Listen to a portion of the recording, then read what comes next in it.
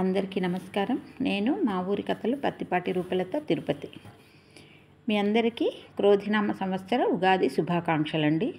ఇది మా ఉపాధ్యాయ నగర్లోని సీతా లక్ష్మణ ఆంజనేయ సమేత రామాలయం అండి.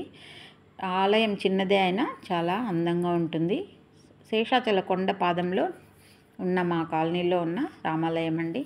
చాలా ఆహ్లాదభరితంగా సాయంత్రం చల్లగా హాయిగా ఉంటుందండి. ఇలా అందంగా అలంకరించి ఈరోజు ఉగాది భక్తులకు స్వాగతం పలుకుతోంది రామాలయం ట్రస్టీ.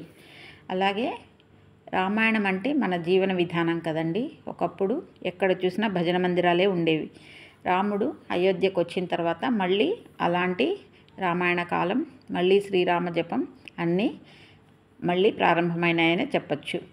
అలాగే మీకు ఉగాది శుభాకాంక్షలతో మళ్ళీ కొత్త వీడియోలో కలుస్తాను. అప్పటి వరకు సెలవు.